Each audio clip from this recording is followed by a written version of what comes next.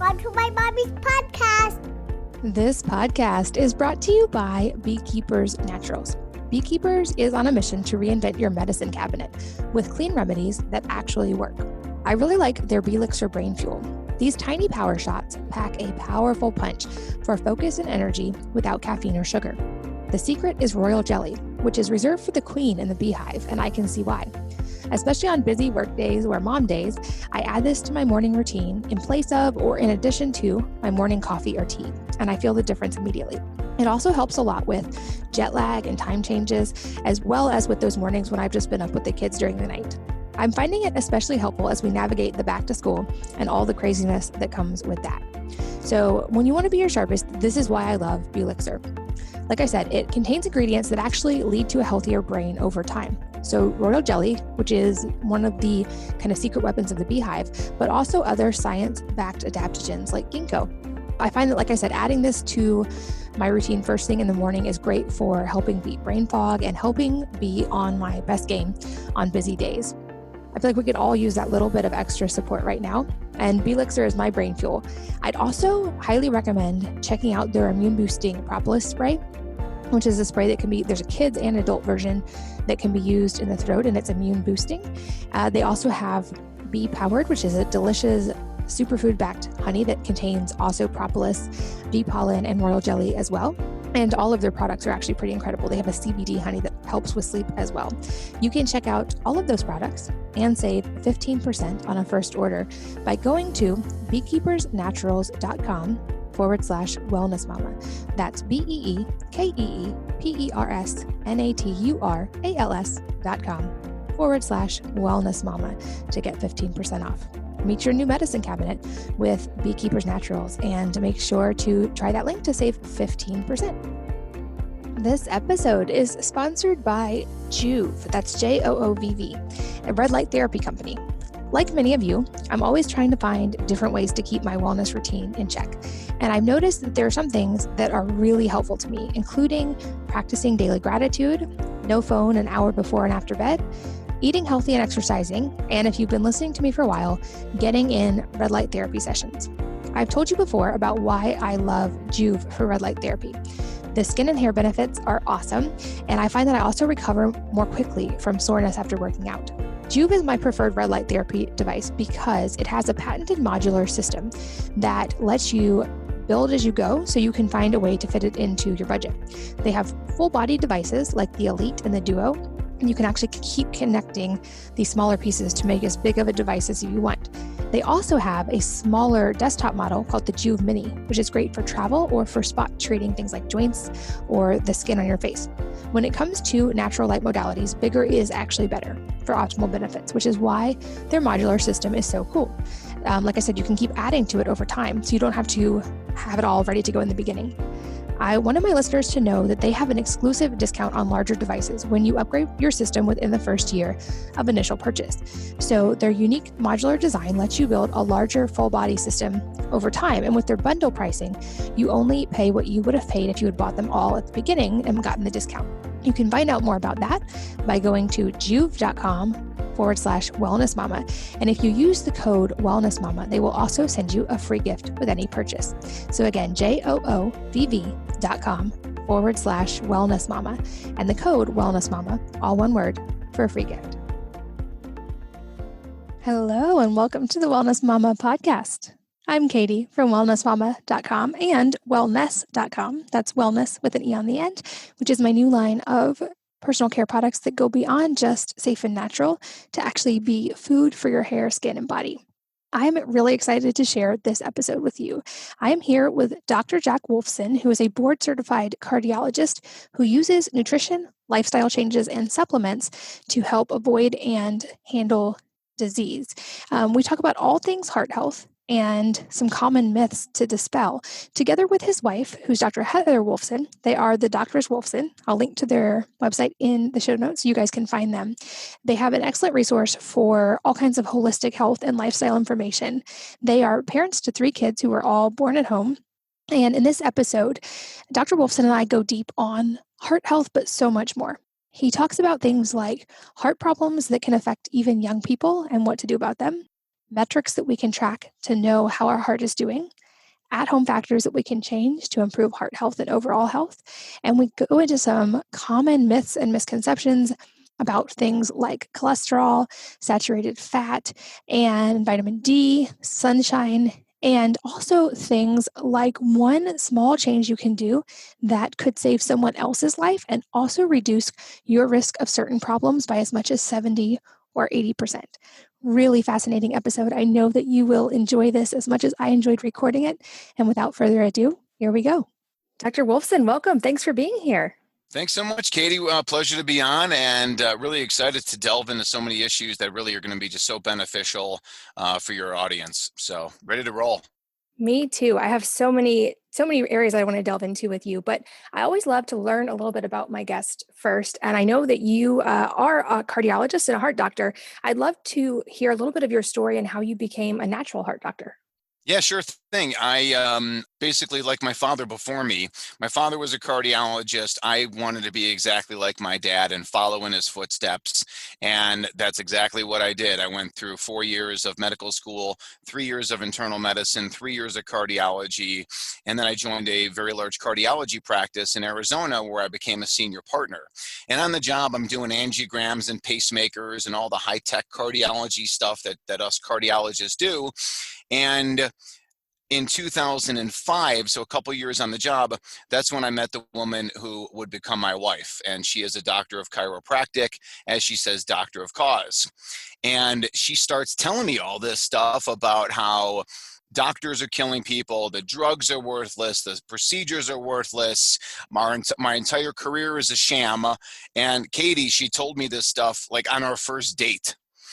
And what she was saying is as far as these things and how I need to become a doctor of cause, to talk about nutrition, to talk about important lifestyle things and healthy lifestyle and using evidence-based supplements and chiropractic care. All this stuff really resonated with me because I saw sickness all around me as a conventional cardiologist. I saw sickness in my own family with my father.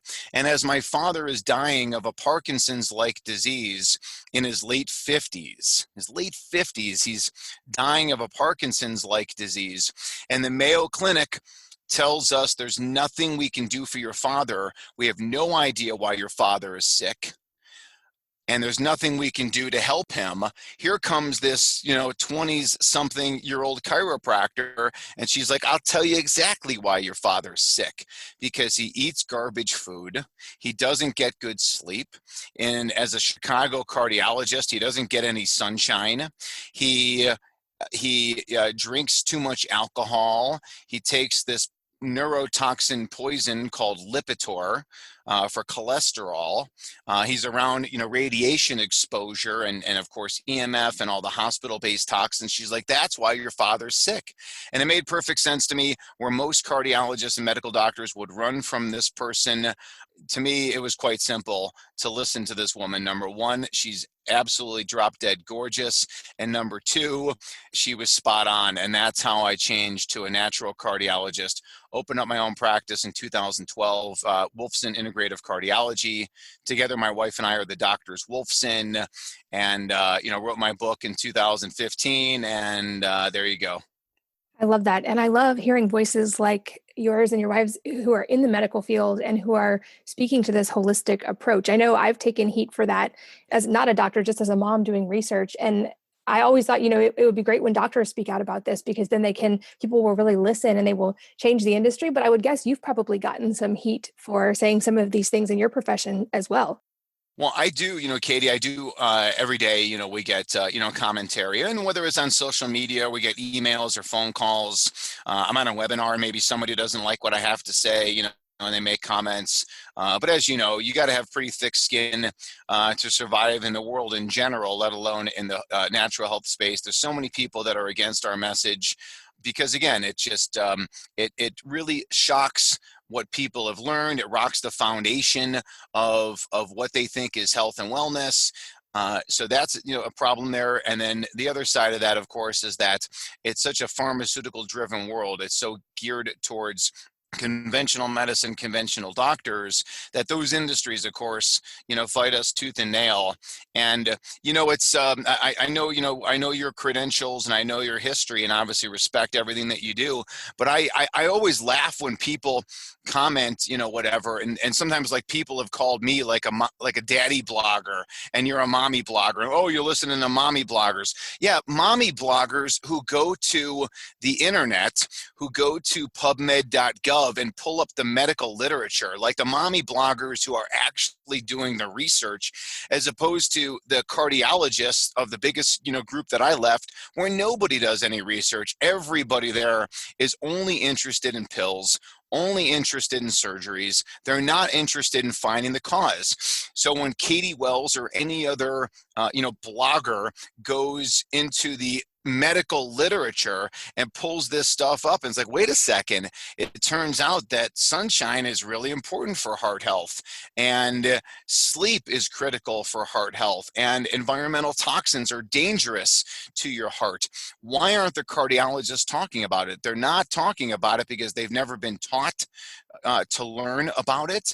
And again, it doesn't make money for the cardiologist. So why would the cardiologist sit and talk about air pollution and all of its infinite risks when they don't make any money on it? And it's really a sad state of affairs. But, again, let's not worry about it. And I don't mind offending people on Facebook, social media. If you don't like what I have to say, and I know you've said the same thing as well, Katie. Hey, listen, if you don't like what I have to say, you know what? My page isn't right for you. Go to another page where people are more in line with what you want to talk about. Get off my email list. Hit the unsubscribe button. It's real simple. You don't like my message? Go somewhere else.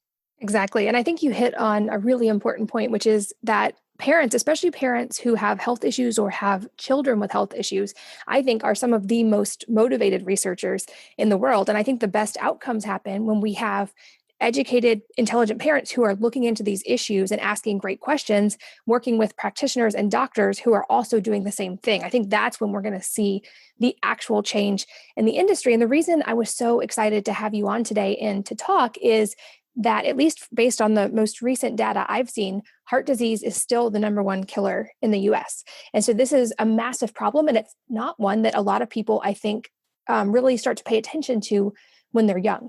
It tends to be something maybe people in their 50s or 60s start to realize could be problematic, but it seems like there's a whole lot that we can do in our younger years that can help really improve our odds as we get older when it comes to heart health. So I'd love to kind of start broad and then go specific, but what are some common heart conditions that young people might face? And then also, what are some that tend to come more with age? Yeah, I mean, for sure, heart disease is the number one killer worldwide. And frankly, it does happen to younger folks. The premenopausal woman, so the woman who's still having periods, still menstruating, she appears to be very well protected from the typical heart disease that we think of. But two conditions I'll talk about real quickly, I think that young women should really know about, because the number one cause of heart attacks in younger women is something called SCAD, spontaneous coronary artery dissection. And I think women should have some understanding as to what it is, because if you do have the symptoms of a heart attack, we shouldn't kind of gloss it over and pass it over. We should really look into it. And I think young women certainly could get missed. And SCAD, SCAD, happens oftentimes under stress. So stress right now is at an all-time high. So we really need to pay attention to what the signs and symptoms are of SCAD. And again, it's heart attack symptoms. It's pressure in the center of the chest. It could be shortness of breath. It could be sudden, sweating, or nausea. And I don't want to scare women here, but I want them to it's not a common diagnosis, but it does happen. And I think women should have some awareness of it. And I know your audience is so educated, so I think I'd like to, see them read up on this. And I've got a few blog posts on SCAD as well. There's another one called Takotsubo cardiomyopathy, or broken heart syndrome, which is where some stressful event again causes something that looks like a heart attack and it leads to heart damage. I'd like your audience to become aware of that, and I talk about that on my website. But listen, the most common thing I hear from young women about is really palpitations, flip flops, skip beats in women. what we would say are typically PACs, PVCs, these premature beats. They can be very problematic, very bothersome, and women are concerned about that. And we have a lot of interesting stuff on that. And I have an upcoming a webinar on this particular topic, and I think young women really need to get a good understanding as to what palpitations are and what we could, why they're from, why pharmaceuticals are not the answer, and how we can treat it naturally. But just wrapping it all, this point up is that, like you said, of course, the behaviors that we do now prevent us from developing high blood pressure down the road, coronary arteries disease down the road, strokes down the road. So the behaviors that you teach on your website are obviously super, super critical for these women to, again, I want to be around for my children, I want to be at their weddings, and I want to see the grandchildren, and I want to see the grandchildren get married, and so on and so forth. Like, I want to live a very, very, very long life, and I want to live it in a healthy way. I love that. And like I said, I think this is something that's so important to think about even at a young age, and that people just aren't. And I'm curious, many people listening are very good advocates in their own health and do a lot of, at-home management and testing and experimentation. When it comes to heart health, are there metrics that we can test from home or at a lab, or looking at things like resting heart rate? Are there metrics that we can monitor to kind of get a picture of how our heart's doing? Yeah, certainly. I think looking at resting heart rate is actually a very good idea. I mean, certainly resting heart rate in a young, healthy person while they're sitting and maybe, reading a book, it should be in the 50s. Anything, 50s, maybe into the 60s.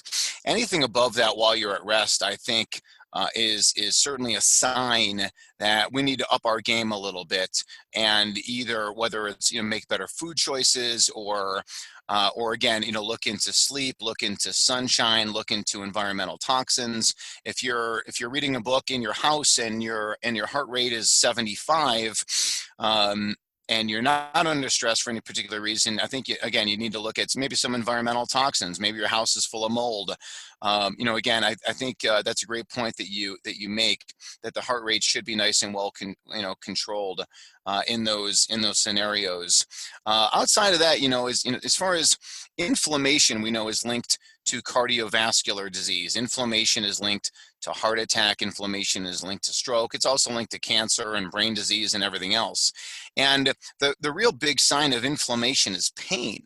So if you kind of have pains, if you just have aches and pains, like you just wake up in the morning and again, you hurt, or it's in the evening and you hurt, that's a sign that you're inflamed. And again, that's where we need to start digging in deeper to see what the issue is. I think also, checking your blood pressure certainly doesn't hurt. I'm not saying you got to check it every day, but, if you do, check your blood pressure, the healthy person, healthy young person, blood pressure, 100/60, 110/70, 116/76, those kind of numbers. Once you start getting into a top number above 120 and you're young, I think, again, it's an opportunity for you to really kind of dive in to what's happening. And then I'll say one more thing about this, Katie, because going back to the pulse thing that you mentioned, we can check for food sensitivities by checking our pulse. So if you eat something and you check your pulse between 15 and 30 minutes later, if your pulse goes up by 10 beats per minute, it may be a sign that you're sensitive to a food. So take, gluten or dairy or corn or soy, or whatever that particular thing is. If your pulse jumps up after you eat it, it may be a sign, again, that you're sensitive to it. And those are, of course, the usual offenders. Gluten, corn, dairy, soy can be offenders. Typically, of course, caffeine is going to raise your heart rate. Sugar can raise your heart rate as well. So that's kind of a simple way to check. I love that tip. And that's something, like you said, anyone can do from home. And there's now even monitors that kind of give you your heart rate in real time. What about heart rate variability? Because this is something that is being talked about a lot more in the literature right now, from what I've seen, and also amongst health experts. I'd love for you as a cardiologist to explain heart rate variability and then also share your perspective on it. Yeah, sure. So heart rate variability is something that you can't check at home. It has to be on a monitor. So you have to be on some kind of EKG or rhythm monitor to have basically a computer program read out what's called heart rate variability. And heart rate variability is essentially the very short time differences in between what's called beat to beat changes. So when as your heart is beating, it's not all, for example, if your heart rate is 60 beats per minute, that means your heart rate is beating once every second. But again, the time between those heartbeats, sometimes it'll be a little bit less than a second, sometimes it'll be a little bit more than a second, and all those different changes there are called heart rate variability, that again testing can tell us. And the more heart rate variability you have, it is a sign of heart health. So having a lot of heart rate variability, again, is a good thing. And we see that very common, of course, with younger people. And we see it quite obviously on an EKG in younger folks. As people get older, they start to lose it. And it's, again, a sign that something is not right. Now, as we look into how to improve heart rate variability, that's where so many things come into play. And it goes back to, again, the nutrition, the sleep, the sunshine, the environmental toxins. It also goes into how physically active people are. And I think there are a couple simple strategies to improve heart rate variability. Listen, my wife is a doctor of chiropractic. I'm a big fan of chiropractic for all things health and wellness. I think everybody should be under chiropractic care, and I could talk about this for a podcast if anybody's interested. But the heart rate variability is improved from chiropractic care. So I think there's great value in that. I think acupuncture, massage also improve heart rate variability as well.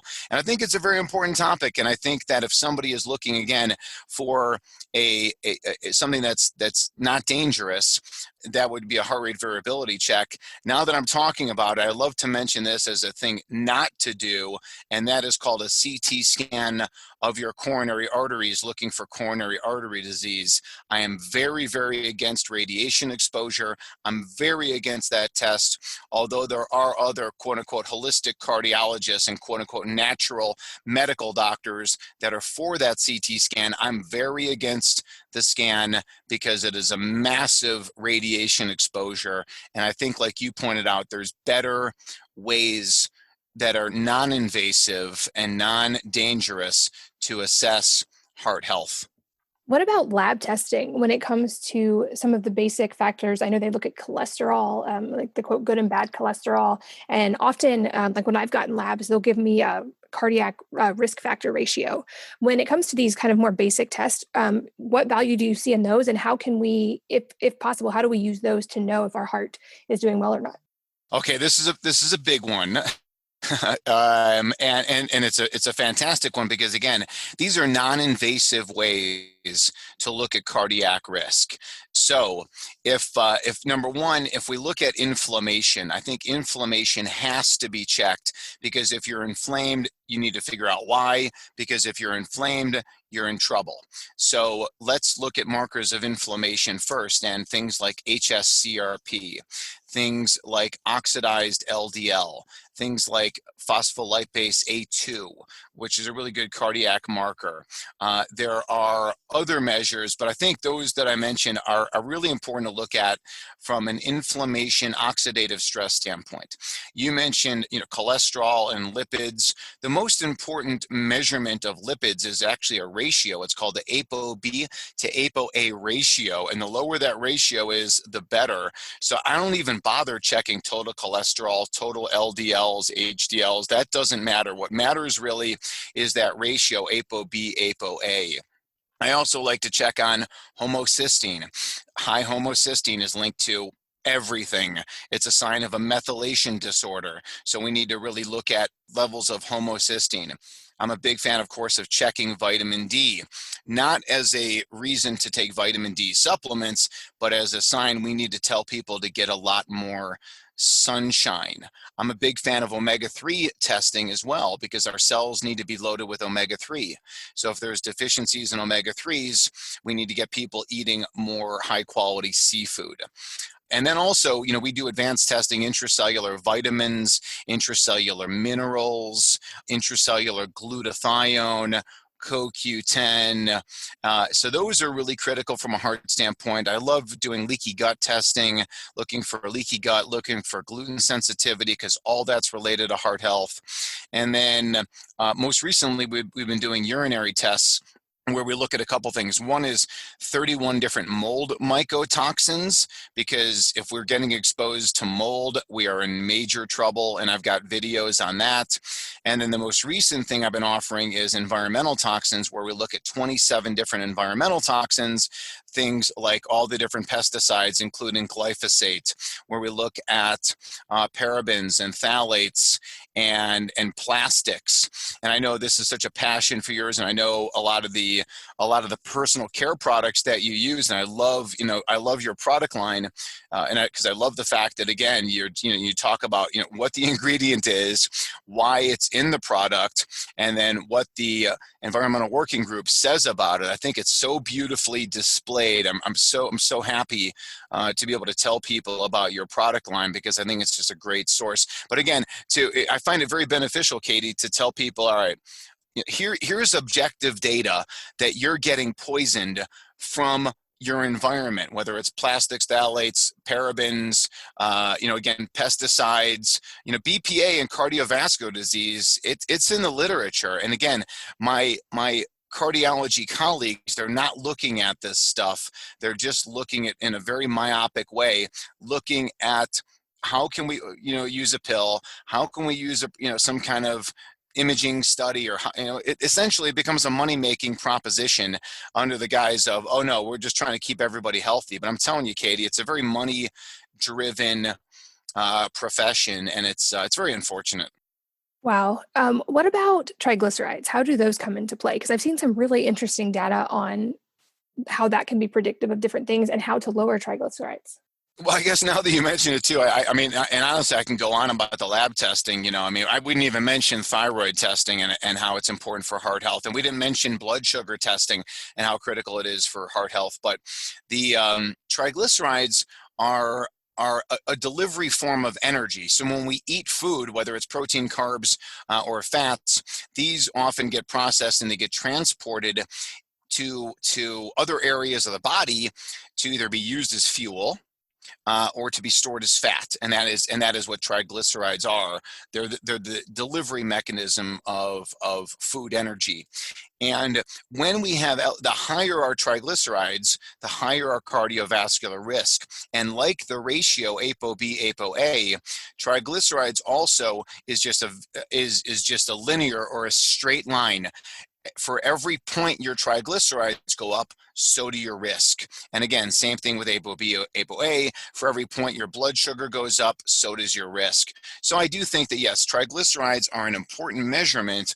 And then again, how do we start to reverse that? That's where we get into, again, proper nutrition, lifestyle, and evidence-based supplements to improve our numbers without the use of statin drugs and other pharmaceuticals.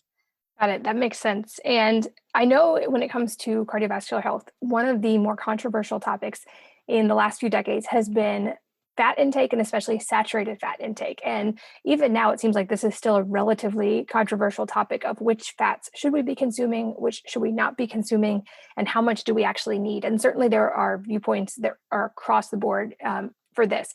So I'm curious, both in your clinical experience and in your research, what is your take on the whole fat debate? Well, my book is called The Paleo Cardiologist, The Natural Way to Heart Health. I will, tell you that for anyone who's interested, my book is available. It's called freeheartbook.com. Freeheartbook.com will get people my book for free. All they do is pay shipping and handling. But, I'm the paleo cardiologist. Katie, when I first started, again, cardiologists, like all medical doctors, we get zero training in nutrition. So which makes the quote unquote, like the mommy blogger, infinitely better than the cardiologist when it comes to nutrition, because again, we don't get trained in that, sadly enough. So when I started learning the truth about cardiovascular disease and how to achieve true cardiovascular health, nutrition is one of the first things I dove into. And after reading just tons and tons of literature, I just came out with a common sense approach, like eat like our ancestors did. And our ancestors were hunter-gatherers for millions of years. So what are those hunter-gatherer foods? They are free-range grass-fed meats. They're wild seafoods. They're nuts and seeds and eggs and avocados and coconuts. And you mentioned saturated fat, and coconut is kind of like one of the big villains when it comes to saturated fat. And that's been vilified, of course, because of the food industry and the candy makers and all the stuff, from the 1970s promoting hydrogenated soybean oil instead of coconut oil. But islands in the South Pacific, the islanders live forever there, and that's all they do is eat coconut-based products. So, despite the fact they all smoke. So eating those kind of foods, then of course vegetables, seasonal fruit, that is the paleo pyramid. What ratios you want to do from there? Do you want to be mostly plants and a little bit of seafood and meat? That's up to you. If you want to be meat, seafood heavy, that's up to you as well. Our paleo ancestors did not eat grain. They did not eat, of course, sugar in high amounts. They did not have corn. They did not have soy. And then, of course, everything back then was organic, was chemical free as much as possible. There was no artificial ingredients in those foods. So although the science really supports this, and I wrote a chapter in an integrative cardiology textbook that is a medical textbook that was published in 2019. I wrote a chapter on nutrition and heart health, and I have 187 references on why the hunter-gatherer diet, paleo diet, ancestral diet, why that is the best way to go. And the literature supports it. And I think that although I've got the utmost respect for animals and love for animals, and we are involved with animal charities and animal rescues, I think that veganism is a very, very wrong choice, and I would encourage anyone who is vegan, please eat seafood. Please eat seafood, because it is pure brain food. And again, all societies in the history of the world were meat and or seafood eaters, and I think we should embrace that in a very healthy and respectful way. I agree. And I think I'm on the same page with you, absolutely, that I think diet is one of the most important and probably the starting factor when it comes to any aspect of health, including heart health. But I think there's a lot of really cool ways that we can support our overall health and our heart health beyond that. Specifically, I'd love to get your take on the role of iron and tracking that and how much we need or don't need. Because like you mentioned, premenopausal women are at typically lower risk of cardiovascular disease. And at least one of the theories I've seen presented about this is that premenopausal women are losing blood every month, losing excess iron. And some people speculate maybe that's why post-menopause, the risk of heart disease for women goes up to that similar of men. I'm curious your take on that. And if that's the case, is there a benefit to monitoring our iron levels? And like for me, mine tend to run high, so I give blood pretty often. Katie, that's awesome commentary. That's fantastic. And that's such a great point. And again, and when I'm talking to to you, and again, it just makes me think again about how cardiologists, 99% of cardiologists would have no response to what you just said about the importance of checking iron and ferritin levels and making sure those are under control for cardiovascular health and wellness. And yes, menstruating women, they bleed. Our paleo ancestors, they used to bleed. They used to have trauma. They used to get cut. There was bleeding that would happen. And that, of course, is men and women alike. Now, we don't even cut ourselves shaving. So there's no blood loss, and all we do is stack up all of that iron and its storage form, which is called ferritin. And I think it is a massive problem, especially to men that are on testosterone replacement. So I don't think a lot of your listeners have, are on testosterone replacement that they're males, but I think this is a major issue for men that are on testosterone. And that's a whole nother discussion. But again, testosterone tends to really stack up hemoglobin, so high hemoglobin, high iron, and now essentially your heart is pumping around sludge, and that will increase cardiovascular risk. So in answer to your question, I love checking iron. I love checking ferritin. Ideally, both are below 100. I think the optimal range for iron is probably between 30 and 50. And I think getting blood drawn for testing every 3 months, I think really gives us objective measurements of where we're at and to make sure we're on track and to keep us on track. I think that's important, but also the fact that you're getting even just a few tubes of blood drawn, I think is beneficial. And then, like you mentioned, the concept of therapeutic phlebotomy, where people go to either you donate blood, or if they don't take your blood, you can just, again, have blood drawn.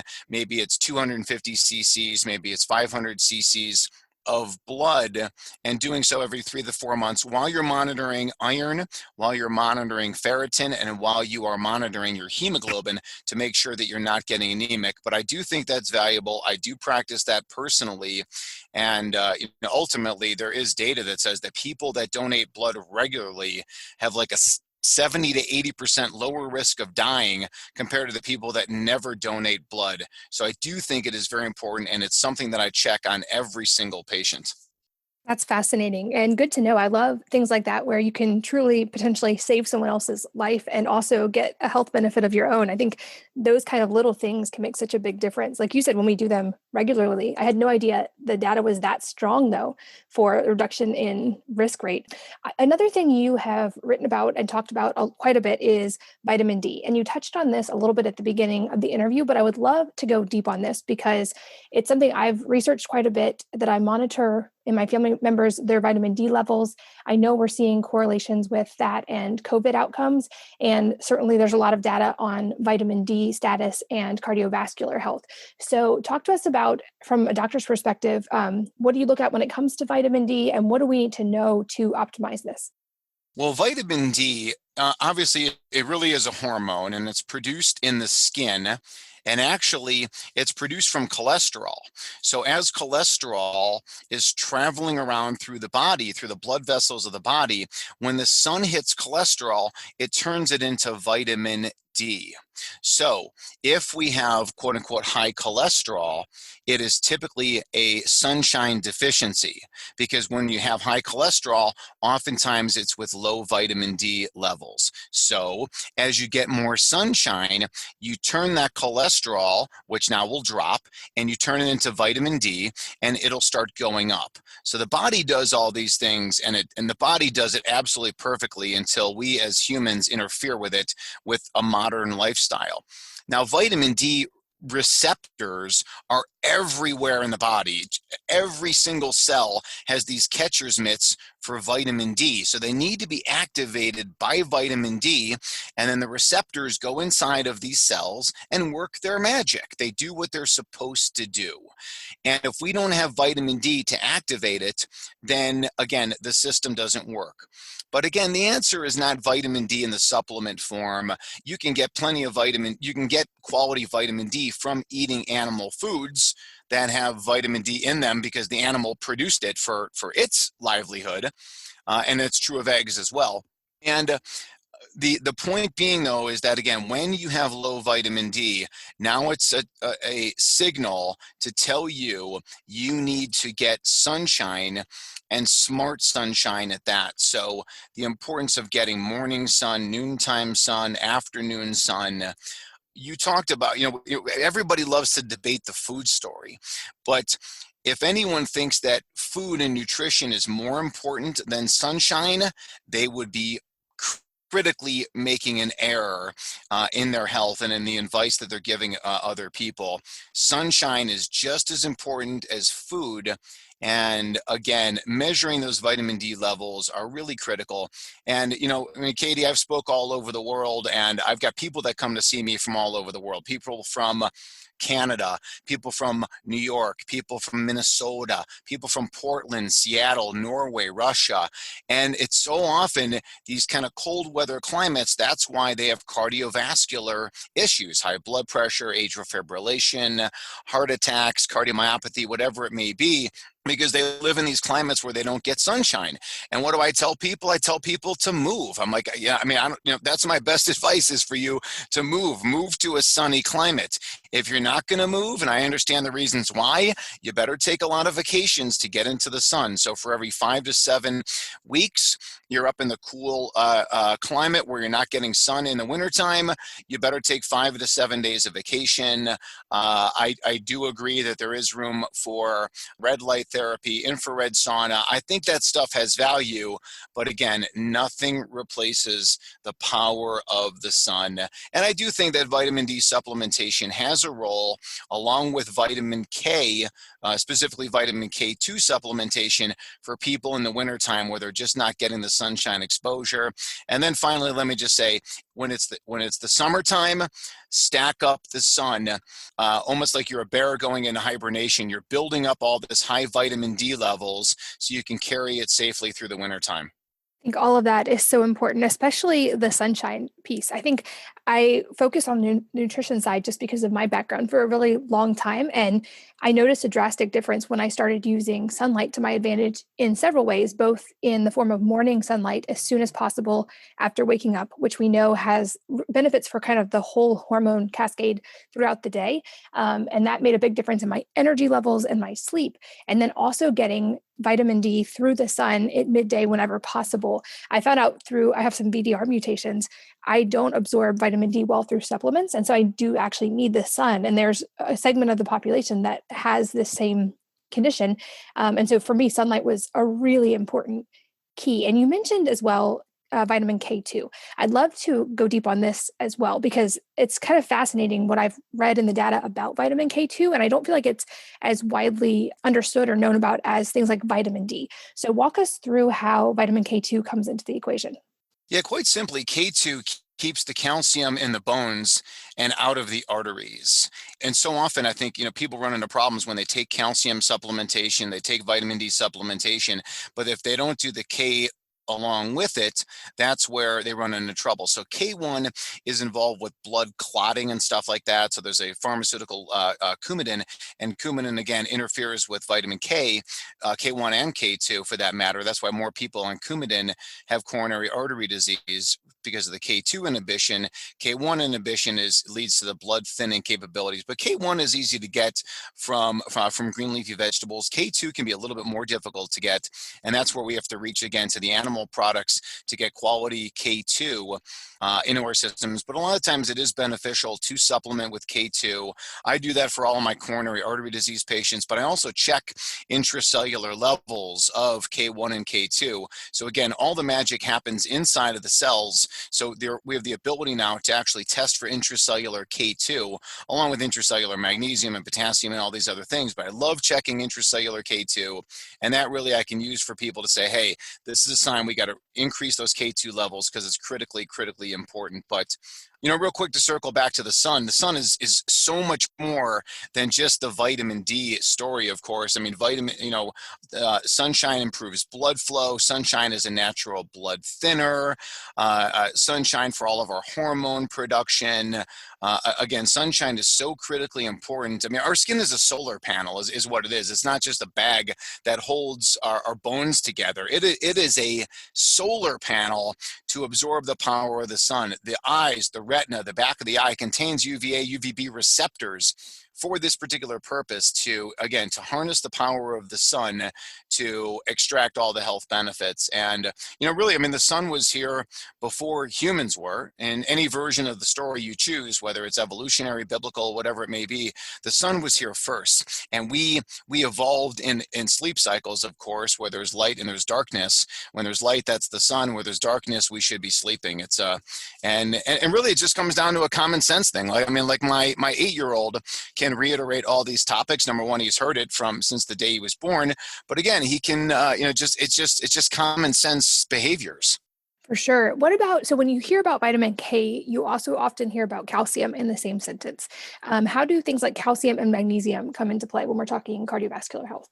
Well, calcium causes muscles to contract, and that includes heart muscle and blood vessel muscles. Magnesium causes them to relax. So Typically, I don't think calcium is ever really a major problem. I think we get plenty of it, in our food, and especially if we eat quality seafood and we eat things like sardines and anchovies that contain bones, that contain high sources of calcium. So I'm a big fan of the small seafoods, and then again, getting calcium from vegetables as well. But magnesium is a critical nutrient, of course, and so many people are magnesium deficient, and especially listeners that may have issues with palpitations, skip beats. But magnesium is involved in hundreds of different enzymatic functions, and really having adequate intake of magnesium is so important. And one of my favorite foods for that, of course, is avocado. Avocado is just loaded with magnesium, loaded with potassium, loaded with vitamins and minerals. So as far as plants go, you'll get high sources of magnesium there. Raw cacao, actually, as well. The bean or seed that goes on to make chocolate when you add sugar or dairy to make milk chocolates. But I love eating raw cacao. Raw cacao is loaded with magnesium, and that's another super heart healthy hack that we do. I love that. And that's a piece of advice I give to women as well with the magnesium, is that it's, a lot of women will say they crave chocolate right before their period starts. And chocolate, especially if it's high quality chocolate, can be a great source of magnesium, and magnesium can help ease things like PMS and cramps. So that's a great way to add, raw cacao, like you said, to a smoothie or to something, can help mitigate PMS symptoms as well. This podcast is brought to you by Beekeepers Naturals.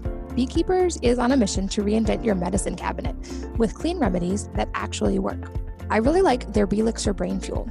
These tiny power shots pack a powerful punch for focus and energy without caffeine or sugar. The secret is royal jelly, which is reserved for the queen in the beehive, and I can see why. Especially on busy work days or mom days, I add this to my morning routine in place of or in addition to my morning coffee or tea, and I feel the difference immediately. It also helps a lot with jet lag and time changes, as well as with those mornings when I've just been up with the kids during the night. I'm finding it especially helpful as we navigate the back to school and all the craziness that comes with that. So when you want to be your sharpest, this is why I love Belixir. Like I said, it contains ingredients that actually lead to a healthier brain over time. So royal jelly, which is one of the kind of secret weapons of the beehive, but also other science-backed adaptogens like ginkgo. I find that, like I said, adding this to my routine first thing in the morning is great for helping beat brain fog and helping be on my best game on busy days. I feel like we could all use that little bit of extra support right now, and Belixir is my brain fuel. I'd also highly recommend checking out their immune boosting propolis spray, which is a spray that can be, there's a kids and adult version that can be used in the throat, and it's immune boosting. They also have Bee Powered, which is a delicious superfood-backed honey that contains also propolis, bee pollen, and royal jelly as well. And all of their products are actually pretty incredible. They have a CBD honey that helps with sleep as well. You can check out all of those products and save 15% on a first order by going to beekeepersnaturals.com/wellnessmama. That's BEEKEEPERSNATURALS.com/wellnessmama to get 15% off. Meet your new medicine cabinet with Beekeepers Naturals, and make sure to try that link to save 15%. This episode is sponsored by Joovv, that's Joovv, a red light therapy company. Like many of you, I'm always trying to find different ways to keep my wellness routine in check. And I've noticed that there are some things that are really helpful to me, including practicing daily gratitude, no phone an hour before and after bed, eating healthy and exercising, and if you've been listening to me for a while, getting in red light therapy sessions. I've told you before about why I love Joovv for red light therapy.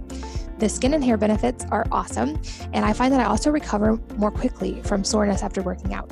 Joovv is my preferred red light therapy device because it has a patented modular system that lets you build as you go, so you can find a way to fit it into your budget. They have full body devices like the Elite and the Duo, and you can actually keep connecting these smaller pieces to make as big of a device as you want.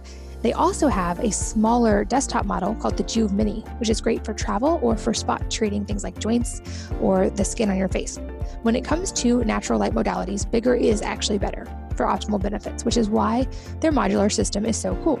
Like I said, you can keep adding to it over time, so you don't have to have it all ready to go in the beginning. I wanted my listeners to know that they have an exclusive discount on larger devices when you upgrade your system within the first year of initial purchase.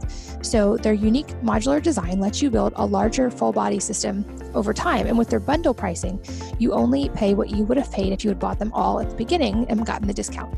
You can find out more about that by going to juve.com/wellnessmama. And if you use the code wellnessmama, they will also send you a free gift with any purchase. So again, joovv.com/wellnessmama and the code wellnessmama, all one word, for a free gift. Another factor that, of course, is often talked about when it comes to heart health is exercise. And there's a lot of data that regular exercise can improve cardiovascular outcomes. But then I've also seen studies that say, for instance, marathon runners are actually at higher risk of certain cardiovascular problems. So I'm curious, both as a doctor and then also what do you do in your own life when it comes to exercise? That's an awesome question. And once again, yeah, I mean, it's very interesting in the sense that what happens with marathon runners. So I used to run marathons. When I would watch other people run marathons, here's what marathon runners do. They run a mile and then they have a power bar. And then they run another mile and they have a packet of goo. And then they run another mile and they have a banana. So what happens is that as you are physically active, you're generating a lot of free radicals. You're generating a lot of oxidative stress. And if you don't have adequate antioxidants, your body is becoming damaged from that behavior. So instead of running a mile and having a power bar, again, you got to make sure you're giving your body good antioxidants with it. So that's why, greens drinks and eating green leafy vegetables or citrus containing high levels of vitamin C are important. Omega-3 from seafood, of course, is a tremendous antioxidant, very important there. Having good quality cholesterol consumption in the foods and the fats, again, are of critical importance as well for those that are physically active. Now, here's the thing, Katie, I'm totally against getting on the treadmill and running for 45 minutes while you're watching CNN or Fox or whatever your poison is.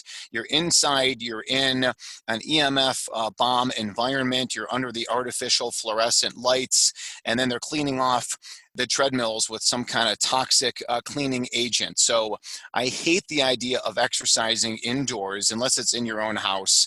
If you have to go to the gym, do it sporadically. Get outside. Get outside. No matter where you live, you can get outside. There's no such thing as bad weather, only bad clothing. So if you need to gear up, invest in good quality clothing. But, we live in Colorado.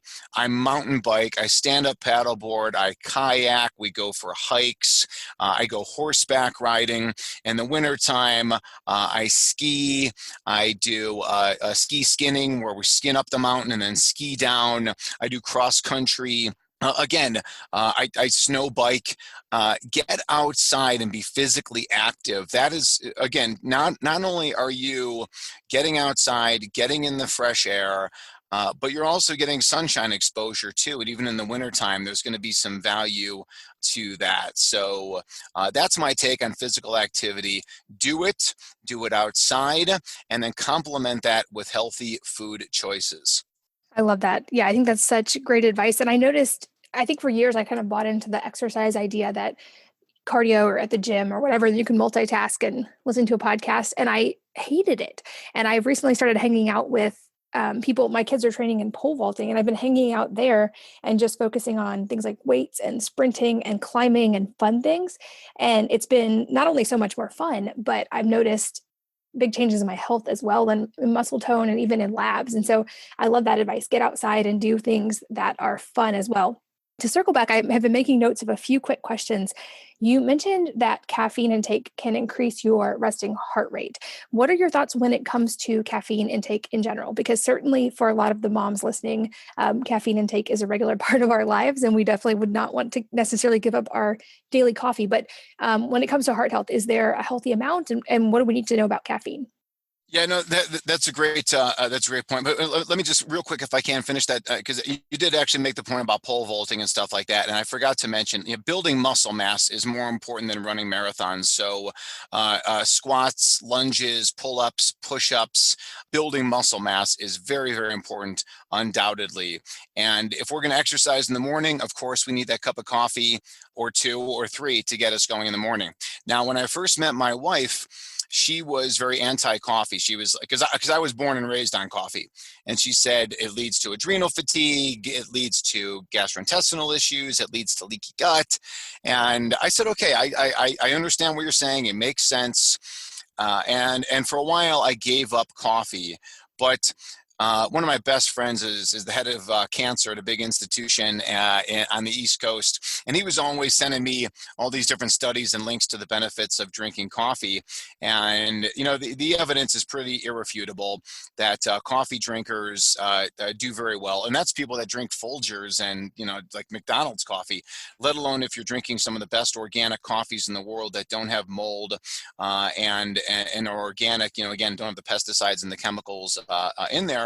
And because coffee is a very, very, very fantastic source of antioxidants. So again, you talk about how we generate free radicals in our daily life. And of course, when we're more physically active, well, how do you combat those free radicals? You do so with antioxidants. And coffee is a tremendous, tremendous antioxidant, especially when you're getting the good quality sources of that. So the cardiology literature on coffee and caffeine consumption looks to be very good. Coffee drinkers have a lower risk of heart attack, stroke, atrial fibrillation, cardiac death. But here's the thing too, and I know you're into genetics and whatnot, is that the way that we metabolize caffeine can, according to data, have an impact on heart health as well. So if we are slow metabolizers of caffeine, and those people, we typically know who we are, where again, you get very jittery, you don't like the way you feel on caffeine, those people tend to naturally avoid it. The slow metabolizers, if you're a fast metabolizer of caffeine, it actually markedly lowers your cardiovascular risk. So that could be a role where genetic testing comes in. But overall, it appears that coffee is heart healthy. Finally, again, if you're a woman out there and you're suffering from palpitations, flip-flops, PACs, PVCs, skipped heartbeats, something's not right, you may want to look into avoiding caffeine and see if it clears up your symptoms. Awesome. Another pet topic of mine that I would love your take on is sauna use, because I really got into this after visiting Finland, and the literature is pretty robust and pretty amazing. If you look at the kind of metadata of, they're saying sauna use can reduce all-cause mortality, and especially there's a lot of studies with cardiovascular risk factors, showing that it can lower blood pressure, also can help with resting heart rate over time. But I've seen some studies that claim even a pretty big reduction in overall cardiovascular disease and death risk. To me, it's an easy exercise mimetic, and it's a lot of fun to sit in the sauna with friends and just sweat. But I'm curious if what your take is on the literature, and if this is something that you incorporate in your own life. Yes, I do. I mean, I think that the literature clearly supports, sauna use. Unfortunately, when you start talking about the things that we're talking about, whether it's sauna or it's red light or all these other kind of natural therapies, again, the medical research is not it's not nearly as robust, of course, as the pharmaceutical data, because that's where the money is made in the pharmaceuticals. It's not made in telling people to use a sauna. But you're right. The literature is very clear that sauna users, people that sauna 4 to 7 times per week, have like a 75% lower risk of cardiovascular death and heart attack compared to people who use a sauna less than once per week. And that, again, that data comes out of Finland. I'm a big fan of sauna use. I love sweat saunas. I love to sweat. I think it's a great detoxification. I think our ancestors were constantly sweating, and now most people never sweat. So I think there's value in the sweat aspect of it and detoxification, but I think also the components of infrared, whether it's far, medium, and near infrared, I think are all beneficial. I think it can be a communal thing. It can be a family thing as well, as far as sauna is concerned. So I do incorporate it into my life. I do so more, Katie, in the wintertime when I'm not getting that natural sun exposure. In the summertime, I don't use the sauna very often. And then finally, I'll say this, and I don't, I'd be interested in your take. I'm sure it's similar to mine. When you're in the sauna, it's really a time to have conversations, time to have inner peace, to meditate, to have constructive thinking time, if you will. I don't mind listening to music on the outside, but it's like, I've seen people take their iPad in the sauna, cell phone in the sauna, even reading a book or a magazine in the sauna. The problem is that the sauna heats up those materials, and now they start to outgas. And now you think you're detoxing while you're breathing in the glues and the materials from that book or magazine.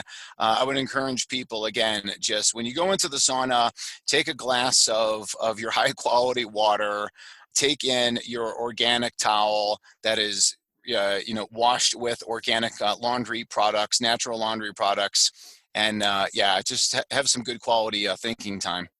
I'm very much in agreement with you on that. And I think the sauna, one of the benefits as well is that it's a time of hopefully relaxation, like you said, and the body going into a parasympathetic state. And so I think even, trying to read or learn or focus on something can keep you from getting as relaxed as possible. I think what I saw in Finland that really struck me was the sauna, of course, has health benefits just based on the heat and everything we've studied. But I really think a lot of those benefits come from it being a time of community and relationship for them, and getting in the sauna with other people and having great conversations. I think that often is an underestimated factor when it comes to overall health. And if we look at the data of blue zones and just the data in general, we know that having really good high quality relationships and having a strong community around you are really big predictors of overall health. In fact, I've seen even some studies that would say those stand up against almost any other health factor you have. So I think if it's possible, making sauna time a time for family time together, or time with people in your community or that you have relationships with, I think that's a whole benefit of its own that really can't be discounted. Katie, I mean, if you don't mind, I'd like to expand on that as well. And those are fantastic points, the sense of community. And no time is this more important than right now, right? I mean, during COVID, while everybody's on lockdown, everybody's, supposed to be stuck inside of their house and they're in isolation. The cardiology ramifications of that are absolutely, cataclysmic. We know from the cardiology literature that social isolation markedly increases your risk of death. And again, people are socially isolated before. It's now worse than ever.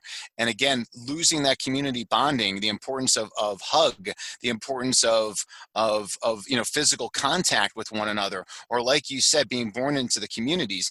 Katie, let me throw this out to you as well, as long as I'm talking about it. What do you think about what's happening to these children now that are born into the world, and all they are seeing right now is they are stuck at home with mom? Maybe dad is around once in a while because dad's off at work. So now the baby, who was supposed to be born into the tribe, supposed to be born into the community like all of the other humans and all the other monkeys and primates, where now they're around all these other contacts. Now they're stuck at home in social isolation. All they see is mom. And then when they go out into the world, all they see is other people wearing masks. I think that the long-term, again, consequences of this are just going to be, again, just catastrophic. And it's just so sad for these young children, for these babies being born into this world. And it's really horrible. It's horrible on so many levels.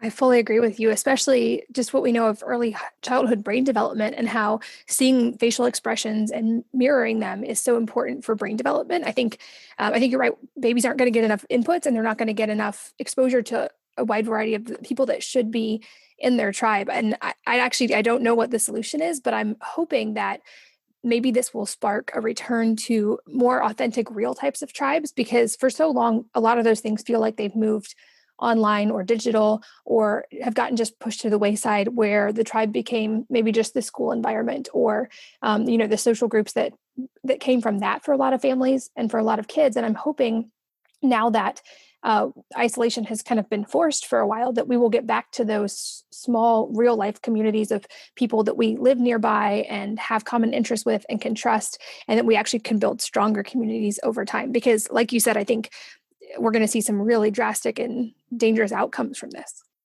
Yeah, I mean, and I think one thing that we really haven't touched on at all as it pertains to cardiovascular health and wellness, and again, everybody loves to debate the food story, but is food any more important than sunshine? We said no. Is food any more important than sleep? Definitely not. Is food any more important than physical activity? Probably not. Is food any more important than environmental toxins? Environmental toxins are pretty darn nasty, according to the medical literature. But the more that I learn, the more that I live, the more that I see, the more patients that I see, I think the number one risk factor in any and all disease is stress. Stress, fear, anxiety, which now are at an all-time high, is, I think, the biggest risk factor for all disease. And I think the medical literature truly does support that. Again, stress is linked to hypertension, linked to heart attack risk, stroke risk, cardiomyopathy risk, atrial fibrillation, and those are just the cardiology diagnoses aside from, cancer and brain diseases and stuff like that. But as we are getting pushed into stress at an all-time high, it's something that, again, is just, it needs to be controlled. And, as you said, I do hope, I can hope that the end of all of this, again, is about how we rebuild our communities, but we're being driven so far into isolation from one another. Wow, I don't know. I don't know how the communities are going to start to repair themselves after this one, when everyone is going to be now conditioned to socially distance, and that if someone sneezes in a grocery store, that it's time to evacuate the store. It's stress is at an all-time high, and we're going to see the ramifications of it. Katie, real quick, people, with all the mass unemployment that's going on right now, because of shutdowns and lockdowns, people that are unemployed have a 500% higher risk of committing suicide, but they also have a 280% higher risk of dying of cardiovascular disease while they're unemployed. So the mass amount of unemployment that is going on right now, again, is going to lead to so many different downstream problems. Katie, my personal opinion on this would have been, whatever virus this is, let it blow through the country. People are going to get sick. Some people will die. People always die. It does happen. But again, I think that the consequences of shutting down the country are far worse than letting this blow through our country. And really, it's a time to highlight everything we're talking about. We're about real health and wellness. It's not about isolation. It's not about wearing masks. It's about, again, keeping your body bulletproof by eating the right foods, living the right lifestyle, thinking the right thoughts. That is how we are going to win the game, win the war, whatever it is. That's how we're going to win to stay healthy for the long term. I agree with you on that. I think I always go back to kind of the Stoic idea of what are the things that are actually within our control that we have the power to change. And when it comes to health outcomes, we always have the ability to choose our own inputs, our own actions, and to do things that improve our own health. And that's always been the case. And doing that has actually always been good for society as well, because it reduces things like heart disease risk and cancer risk, which have a big cost for society. But now more acutely, it can help. We know there are certain things we can do to support our body that can help our ability to withstand viruses and respiratory illnesses. And I'm right there with you. It's kind of unprecedented that we've seen a complete societal shutdown for any type of disease. And it's kind of surprising to me how rapidly that happened and how so many people seem to have just sort of accepted that. And certainly it's a very controversial topic. My personal take is that I'm not worried about the virus itself, and I would gladly get it and get it over with and contribute to that. I think you're right. I think we have to look at total harm minimization, not just total cases of the virus. And when we look at what we've done to the economy and the potential cost long-term to the economy of about now $10 million per patient who's actually had COVID, we're not actually doing very much to look at total harm minimization. And I think we're going to be dealing with the aftermath economically for an extremely long time. And when you're looking at something on a nationwide level, you can't discount how important that is and how that's going to affect mental health and other health outcomes over the long term. So again, I don't know what the solution is, but I think it's something we need a lot of great minds working on solutions for right now, because it's, like I said, it's completely unprecedented. Well, I mean, real quick, I mean, I think my solution is whatever it is, let it blow through. I mean, let everybody get sick, or let everybody be exposed to this virus. I mean, certainly, not to go in other directions here. I'm not afraid of any natural virus that would occur. I'm not afraid of natural bacteria, fungus, virus. Obviously, man-made viruses are different conversations. But again, we keep ourselves bulletproof, and as we keep ourselves bulletproof by doing all the things that we've discussed, that you have on your website, and the other podcast interviews that you've done, you keep yourself bulletproof. That's how we're going to survive. I love showing patients, talk about the movie Castaway with Tom Hanks. So Tom Hanks winds up on the remote island, and no matter what you think about Tom Hanks as an actor, as a person, whatever, keep that aside. But think this about the movie Castaway, and he works for FedEx. He's in a plane crash. He winds up on the remote island, and on the remote island, he goes to sleep with the sun down. He awakes before the sunrise, watches the sunrise, spends the day in and out of the sun. Oh, by the way, he's wearing a loincloth. Any of us who showed up on the island, we would just be running around naked, which is how our ancestors did it. And there's no chemicals, there's no pollution, there's no Wi-Fi, cell phone towers, EMF. He's physically active on the island. The only thing that he suffers from on the island, as we mentioned before, is loneliness. Social isolation, again, is again so bad on so many different levels. That's the only issue there. So the point I'm trying to make is that if we were all born onto the island, no matter what our genetics are, genetics mean nothing on the island. If we live on the island, like Tom Hanks did, and we live that kind of lifestyle, we're bulletproof. We're not having heart attacks. We're not having strokes. We're not having cancer. We're not going to be impacted by any kind of virus. We will truly live as long as we want to live. And that may be 120, 130. I don't like to put numbers on longevity. I truly believe people can live as long as they want to live when they stay happy and well. But that's what's going to protect us going forward. All the tools we need are inside of our body. It's not going to be injected. It's not going to be through pharmaceutical. Whatever it is, whatever this virus is, let it blow through the country, and let's move on, because what we've done is damage that we cannot even comprehend, and in the future we will see how ravaging the effects are. I agree with you. And I cannot believe we've already flown through an hour of time. I think we'll have to do a round two one day if you're willing, because there's so many more topics that we can talk about. But a couple questions I love to ask toward the end of an interview are if there's a book or a number of books that have really influenced your life, and if so, what they are and why. I love this question. I think because obviously I've been asked this question before. I do love to do a lot of reading. Obviously, a lot of my stuff is now medical research, but one of the first books I read about just kind of like common sense about the way to eat was Nutrition and Physical Degeneration by Weston A. Price. He wrote that book in the 1920s as he traveled around the world with his wife by boat, looking at how tribal people lived and why that was so healthy. So I love that particular book as really a good foundational point to common sense eating. So Nutrition and Physical Degeneration. I like the book Outwitting the Devil by Napoleon Hill. That was actually his second book. His first book, of course, is world famous Think and Grow Rich. But the second book that he wrote was only released about 10, 12 years ago, finally released by his family, because the concept of the devil was very taboo at the time in the 1930s. Well, essentially, it's all about how the devil is anything that interferes with what you're supposed to do.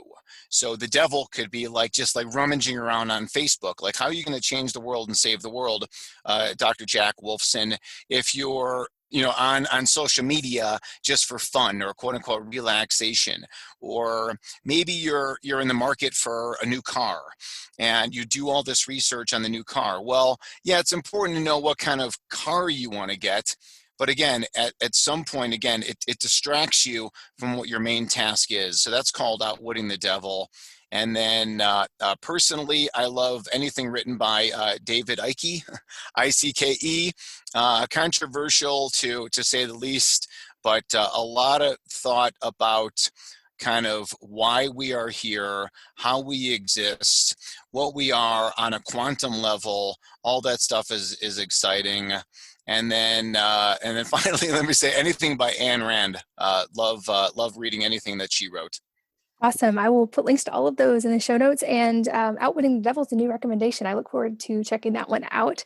I'll also make sure that we link to your website and your writing so that people can find and stay in touch with you. But any parting advice for listeners, or most important steps you would leave them for their health or for life balance in general? Well, I think, just those things that we talked about, some of the, what I guess, all the different S's, and S is sunshine and sleep, and it's, and seafood. And then again, the stress factor as well. I mean, just, find your happy people. I believe, Katie, truly happy people don't get sick. I believe that happiness, finding your happy, whatever it may be. So maybe that involves relationship changes. Maybe it involves career choice changes, or locations of where you live, or whatever it may be. Really work to find your happy, because again, as it's cliche, we only go around once, and you better be happy in this lifetime. So again, find your happy, please. I love that. That's a perfect place to end. Like I said, I would love to do a round 2 one day. I appreciate your time. Thanks so much for sharing today. This was fascinating. Anytime. Thank you so much, Katie. And thanks as always to all of you for listening and for sharing your most valuable asset with us, your time. We're both so grateful that you did. And I hope that you will join me again on the next episode of the Wellness Mama podcast. If you're enjoying these interviews, would you please take 2 minutes to leave a rating or review on iTunes for me? Doing this helps more people to find the podcast, which means even more moms and families can benefit from the information. I really appreciate your time, and thanks as always for listening.